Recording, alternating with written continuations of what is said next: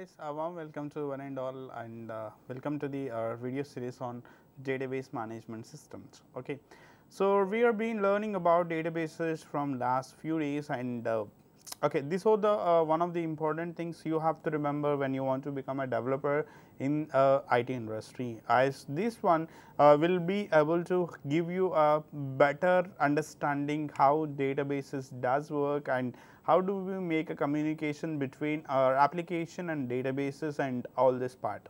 Okay, so as the B part, as a part of databases, we are being learned about the different objects. All right, so we are being learned about the tables, we have been learned about the views, we have been learned store procedures, and the last one we are learning something called as a functions. All right. So, in comes to a functions part, we are also discussing about a few functions in the last day and before the day, and when it is about the functions, okay, functions are basically a part of databases of SQL Server, and this will be categorized into two parts. One is system defined functions and the second one is user defined function. Okay. So, we are being learned about system defined functions from the last day, and what are the functions we have learned.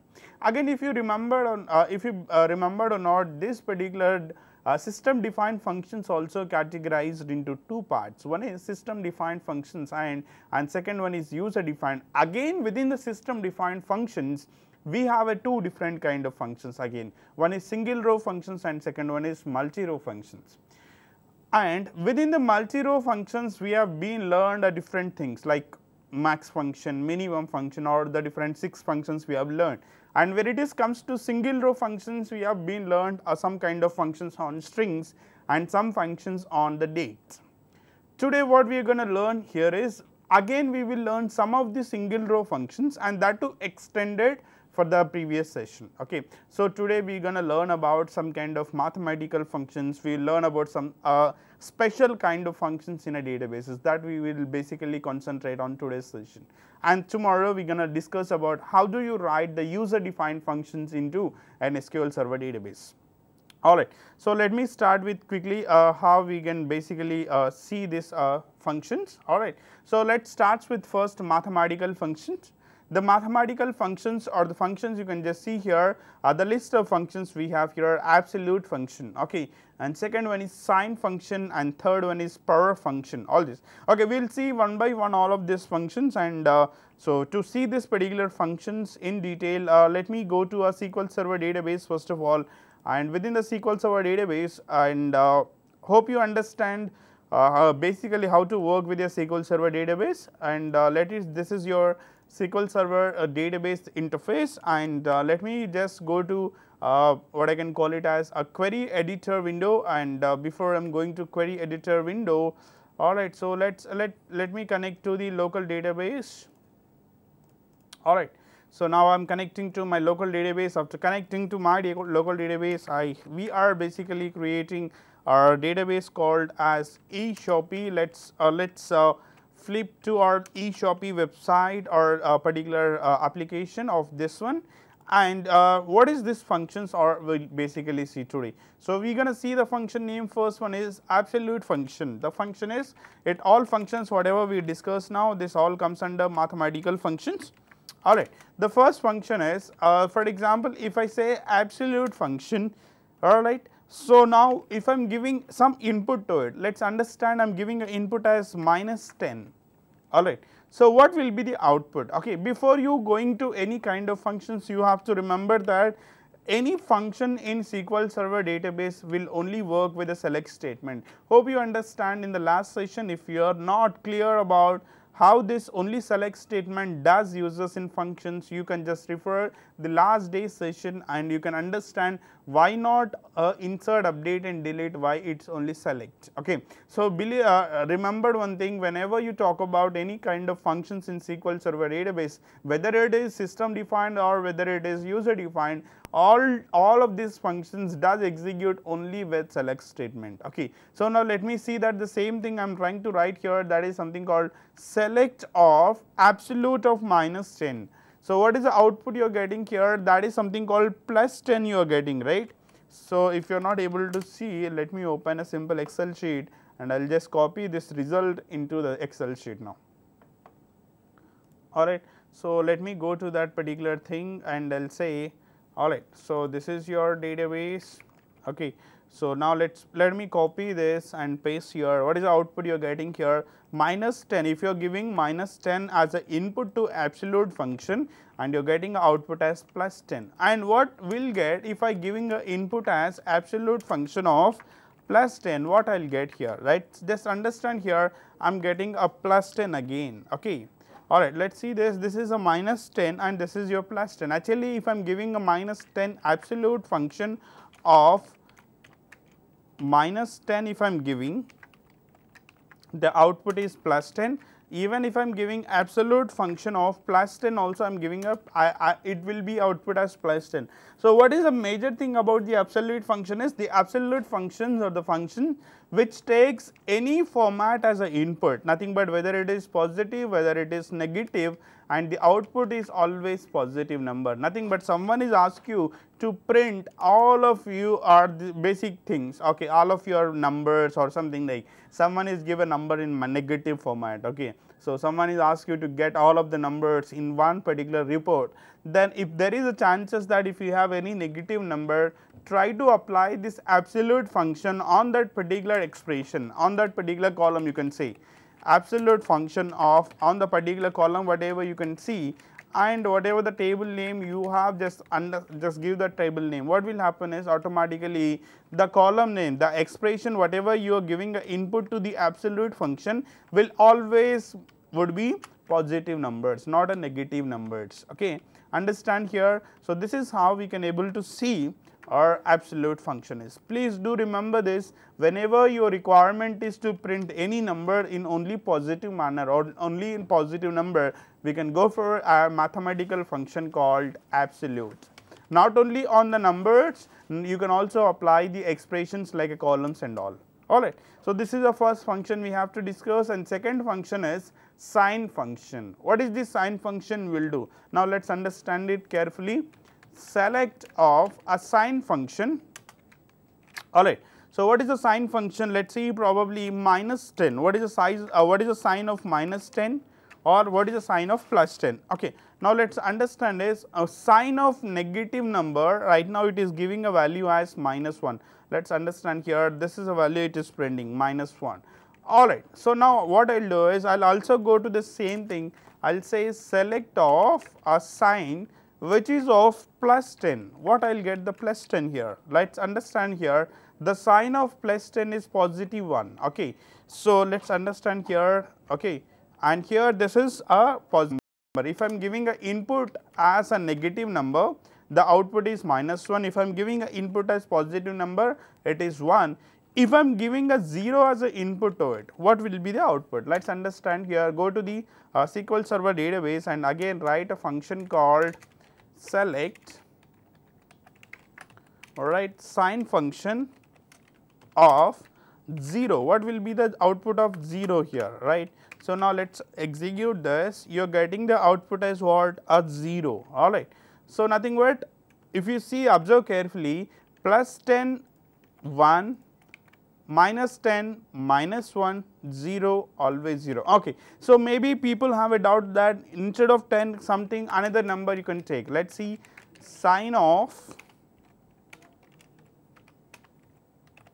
alright, sine of let us say probably plus 100. What will be the output?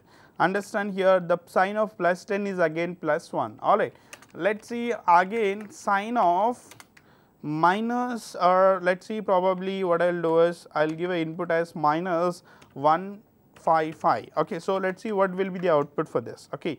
Now, you can just imagine here the output is minus 1, nothing but if you give any input to a function called sine function, if you give an input to a sine function, if the sine function is a negative, the value is minus 1. If it is positive number, if it is any positive number above 0, not 0, above 0, it is 1. If it is exactly 0, the output is again 0 format is. This is how we can able to write a function called sine function. Okay.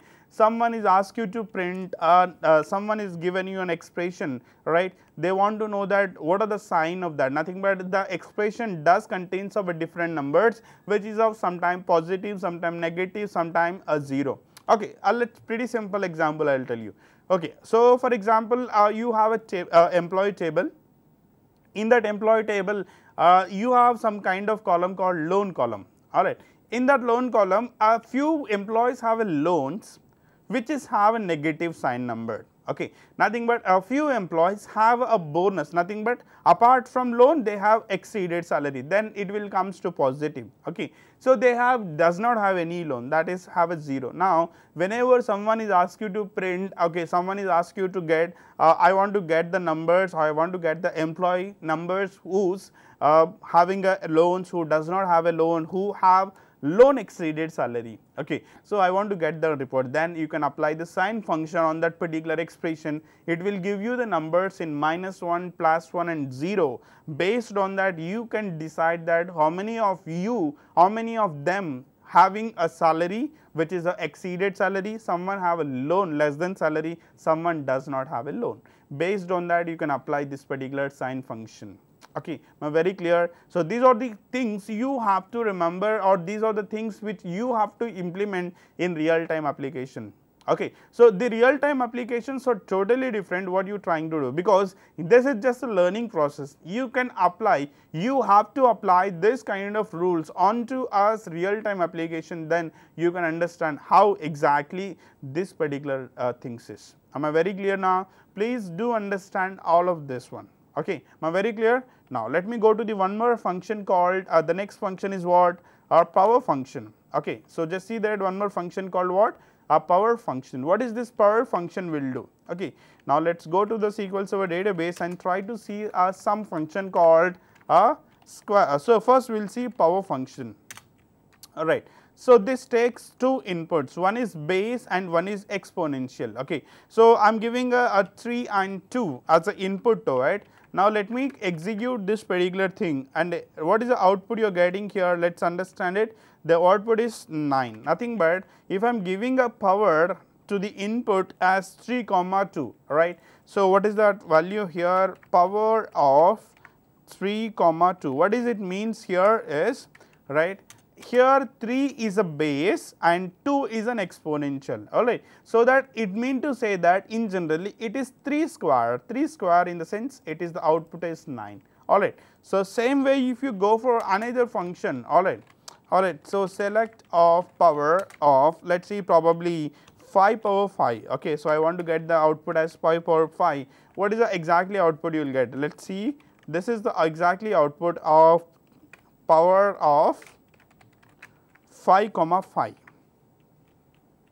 Alright. So you can just see this, the output is something called 1325, alright. 3125, you can just see the output for what? Power of this one. Okay. So this is how we can able to use a power function. Okay. Let me go for one more example. Let's see, power of, alright, say probably I am giving a 6 square. What is the 6 square value? 36. Now let's see what is the output you are getting here. You are getting output as 36 here. Alright. So this is how we can able to find for any number which is of two things, nothing but here power function will takes two input arguments. The first argument is a base and the second argument is an exponential, nothing but indirectly it mean to say that 3 power 2, that is nothing but 9. Here 5 power 5, it is nothing but 1325. 6 power 2, nothing but it is something called 36. Okay. So this is how we can able to use a function called a power function. Please do remember this. And the next function is a square root function. Alright. So how does we can make a square root is? Okay. Alright. Say hope you know that square root function. Same thing I am using in a SQL Server. Square root of, let's say, 36. What is the square root of 36? It is probably 6. Alright. So you can see the output as 6. Alright. So someone wants to find a square root of let's see probably 81, alright. So 9 square is 81, that is output is 9, alright. So someone wants to find a square root of say probably 78, alright. So now let me execute this. What is the output you are getting? You are getting something in fractions. Okay. So it will be, you can consider any fractions, depends on your request or depends on your depends on the place where you want to exit. Okay. Sometime you want to take 2 fractions, sometime you want to take 4 fractions, or sometime you want to take 10 fractions. So depends on that, you can just take this. Alright. So this is how we can able to build or this one, a function called square root. Alright. So mostly you can not have this must uses. Okay. So there is one more function, very important function, that is something called round function. So how does you can use this round function is, it is pretty simple. Let us say select a round off. Let us say I am giving some decimal number 32.1580 and I want to round it to next 2 decimals. Okay. So how does you can able to do this? Okay, let us find out here how what is the output you can able to get for this. Okay. So the round of 32.150 is, let us see this, the output has been rounded to some value. Okay. Now let us see here, the output is rounded to 32.16. Okay. See that whenever you talking about a round function here, 32.1580. Now what I want to do is I want to round it to the 2 decimals, nothing but what is the next decimal? 8, nothing but it is above 5. So automatically it will be rounded to 32.16. Okay. Alright. Alright. Now let me write one more round function. Alright. So let us see 32.1540, I want to round it to next 2 decimals. So let us see what will be the output for this. You can just see here, it will be rounded to the place 32.15, because let us see that the next number of this one is 4, nothing but it is below 5, automatically it will be rounded to this particular place, nothing but 32.15. Okay. So depends on this, where exactly I can use this particular functions. Okay. Alright. So basically a percentages of a student. Okay. So I have a graduation certificate with me and I have a percentages of 61.15. Alright. Or I can have a percentage of 81.5. Okay. So actually you have a number of fractions after your percentage, but what they will do basically is they are trying to round that into one particular digit or 2 particular digits. I mean to say 1 or 2 digits they will round up, then you can have a particular number as output, nothing but 81.5 or 81.6, or depends on that, or sometimes 81.15. Okay. So these are the places where you can directly use the round functions on that particular expression. Okay. So let us imagine that you have a student database. Let us you have a student database. In the student database, you have different percentages for the different students. Okay. I have around 1000 students in my database. In that 1000 students, a few students have a percentages about 60, below 60, below 70, or whatever it is.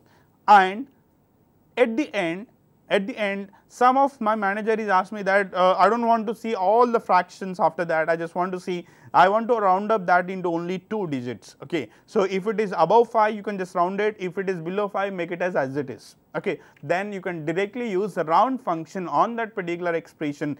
Directly you can make how many decimals you want to round up, maybe 2, maybe 4, maybe 6. Okay. Depends on the requirement, just give that particular fraction number, automatically what will happen is the the expression, the current value of the expression will be percentage with the fraction, nothing but you may give a fraction of 2, it will be rounded to 2. If you are giving a fraction of 4, it will be rounded to 4. Okay. So these are the places where you can use the round function practically or in real time applications. Okay. Please do remember this, this will be plays very important role in real time applications, because most of them percentages format, most of them are okay. For example, I have an interest rate of 12.5, so after that I will get some decimal. So most of the people will not have consider all the numbers, I will just get only the current number, after that to 1 or 2 decimals. Okay. In that time, even you can work in banking sector, you can working in some other sector, or you can working in a general sectors. Okay. These are the round, these are function round will be mostly used in real time applications. I'm okay. Am I very clear on this? Please do remember this. You can make it as fraction of 2, 4, 6 depends on the requirements. Okay. Now let me go to the next function called a ceiling. All right. Now let's see this, the function name called ceiling, how this particular function does work. Okay. So the immediate followed by ceiling, you have one more function called floor function. All right. How does you can use this ceiling and how you can use a floor function. All right. So let's see our ceiling function, CELING. All right, ceiling function. All right. So what is a ceiling function? Does takes the input same as that expression. Let's see 32.1540. I'm giving one expression as an input. Now let's see what it going to round up. Let's see, copy this. All right, paste here. So it is 33. All right. So if it is this one, all right. So as the same way, if you go for ceiling of, all right, ceiling of let's say 32.1580, nothing but I am just considering the first expression. Now let's execute this expression. What will be the output for this? Okay. Now let's see this, copy this expression value and you could just paste here. So what is the output you're getting?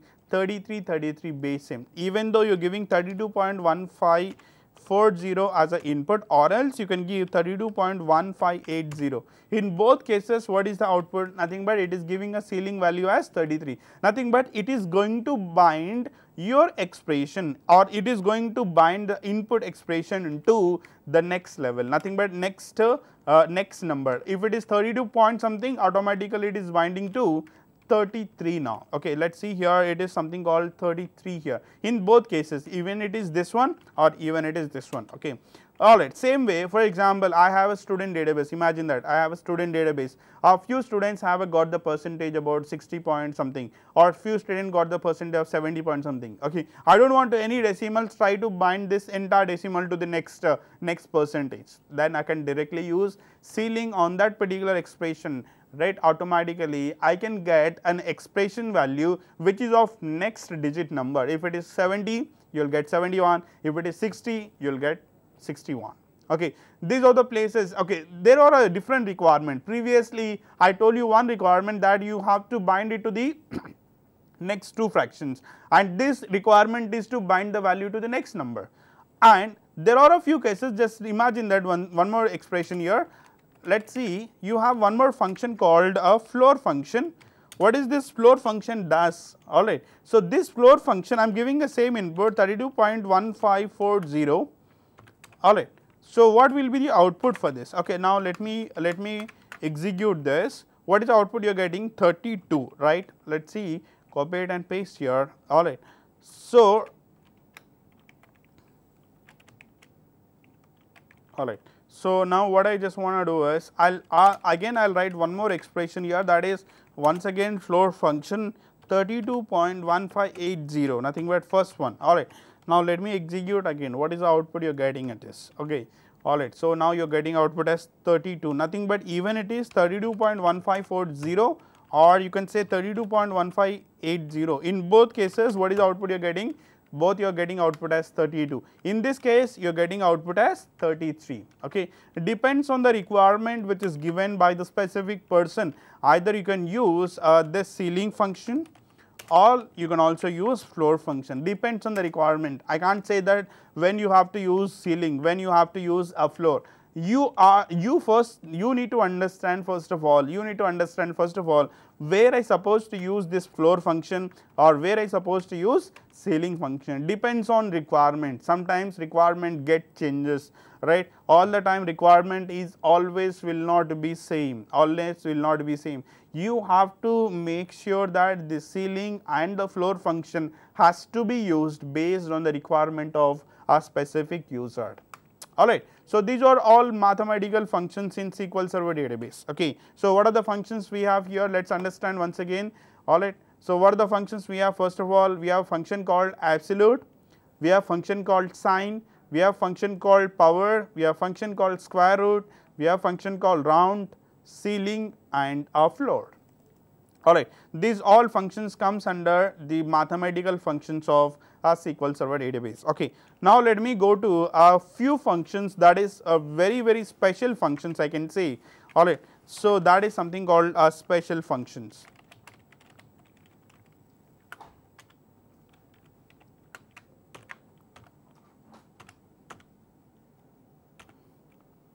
Alright, now let me go to our special functions in SQL Server database.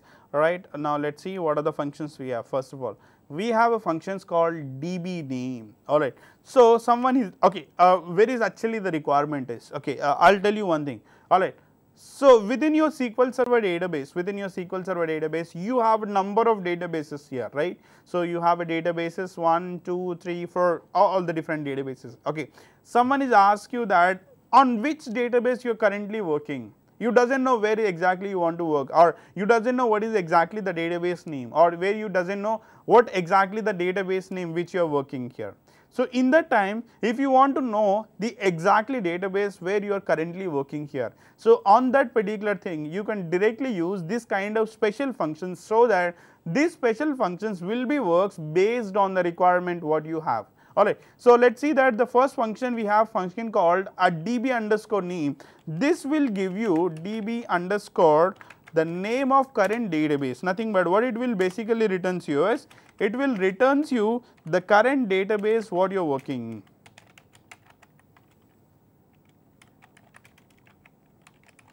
Alright, so let us understand here, execute this, it just giving your database name what you are currently working here. Let us see that you are working on the database called eShoppy, right. So let us imagine that you doesn't know what is the database you are working. Okay, so if someone is asking you on which database you are currently working. Okay, so I do have a number of databases, I want to know what is exactly database you are working here. So in that case you can directly, instead of searching where I have which database I am working, alright. So it is again time taking process, just simple as that, write a query that what is the exactly database, db underscore name, just execute that, it just give you output as so and so database. So you can directly tell them that I am working on the current database called so and so. Alright, so these are the situations where you can face in your real time application or in real world. Okay, so your project manager come to you and ask you that, okay, so on which database you are currently working and what are the progress of your database. You can just tell them that just go for select of this particular database, I am working on this database and I am working on the particular database objects like tables, procedures and functions and all.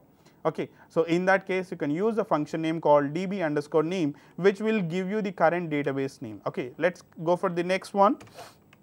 Alright, so what is the next database here? User underscore name. What is a user name? I mean to say this particular username will give you, alright, user underscore name, right. So this user underscore name will give you what is the current user of this. Okay, so DBO stands for database owner. Alright, so this will be give you DBO stands for database owner. Okay, so it is the meaning of that, it is database owner, nothing but it is my own database, it is not distributed to another places. Okay, so sometimes in real time application I will tell you, okay, in real time application there are the multiple people will works on a same database. In that time what will happen is every user will have their own username and passwords. Okay, so in that time if someone want to know that which user is currently working on the particular database, okay, for example I have 4 different users in my database which works continuously on my same database, nothing but simultaneously, when first person is working along with the second person is also working. In that time every user has their own credentials. Okay, so in that time if you want to know who is exactly the name or who is the person who is working on that, okay, then you can directly use a function name called user underscore name, which will give you the current user who is currently logged into SQL Server database. Alright, so these are the things which you have to remember, because these are the questions will comes in you multiple choice questions of databases interviews. Okay, when you are attending an interview on Oracle, SQL Server or any database, they will ask you this kind of questions in multiple choice questions. I want to know who is the current user, or I want to know who is the current database, or I want to know who is the owner of this databases, and all these questions will comes into your multiple choice questions. That's the reason please do remember all these functions. Alright. So, now let me go to the one more function called host name. What is a host name? Very much important here. Let us see what is the host name of my current SQL Server database. Alright. So, the current host name will be my system name, because as I have not have distributed to another place, because right now I am taking my local database, nothing but this is my system name actually. Alright, this is my system name. On the same system I am working here. For example, some people will work on the host of Google, or some people will work on the some Yahoo or some other things. Then if they are trying to type this particular function, then automatically what is the host name you will get sometime? You can have a host name called Google, or you can have a host name called Gmail, or different things. Okay, that is the places where you can use the function called host underscore name, and you can also know something called it as host underscore ID, which will give you the current ID of your host. Okay, on the on which particular ID this particular one. Alright. So, this will be the current host ID. Alright. So, 14688 is my host ID. This will be host underscore name, nothing but it will give you the output as host value. Alright. Let's understand here, this is your host name. Alright. Alright. So, this one will be host ID. Alright. And apart from this, you do have one more function called identity increment. Alright. For example, let us see. Alright, first thing is I will just go for identity. Alright, hope you remember what is an identity, right? Hope you remember what is an identity, right? So, identity I was applied on the different tables, right? See, my table name is, let us understand here. Okay, let me show you first of all. Select star from TBL underscore eShop, employee. On this employee table I was applied ID column, right? On this ID column I have a incremented value, identity value. In that time I want to know who is the current value, who is the current ID of this, okay, and what is the seed. For example 5 to 6, nothing but seed is 1. So, I want to know that particular seed. Let us see TBL underscore employee. So, what will happen is this will give you the current seed, nothing but how much incremented for one recommended. For example, let's go to once again this one, so that you will understand here. Alright. So, what is the seed value? 1, and what is the incremented 1 to 2? Incremented by 1, 2 to 3, 1. So, if you want to know current seed in the sense a start value of identity function. Alright. So, if you want to know the identity of seed for a current function, then you can use this, and you can also use identity underscore increment, how much you are incrementing for one record to another record.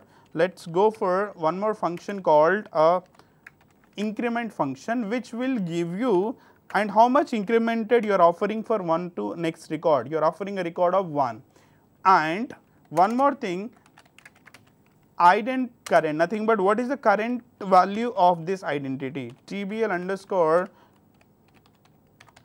employee. This is your current ID of that. Let us understand, execute this. What is the current ID here? 11 will be the current ID of your identity. Okay. This is how we can use these three functions. Okay. So, you want to know the start value, you can use seed. If you want to know the increment between record to record, then you can use increment, and then you can use current value, then you can use this particular function. Alright. So, these are the few functions which you have to remember when it comes to special functions. Alright. So, we have our 4 more functions called rank and dense rank. Okay. So, that will postpone, will go to the next session, because if you want to understand these 2 functions, it takes some more time actually. Okay. So, what I will do is I will just postpone this function to the tomorrow's class. Along with that, tomorrow I will go for user defined functions also. Okay. So, I will try to bind up the session for today, and tomorrow will be the last day on functions, where you can learn OLAP functions, or you can call it as some kind of different kind of functions, you can call it as. In that you can get a rank and dense rank, and along with that you will also get some user defined functions in tomorrow's session, and that will be end of our functions concept. Along with that we will see something. Alright, thank you so much for listening to my class. Have a great day. By the way, I am Anil Kumar, trainer of APSSDC.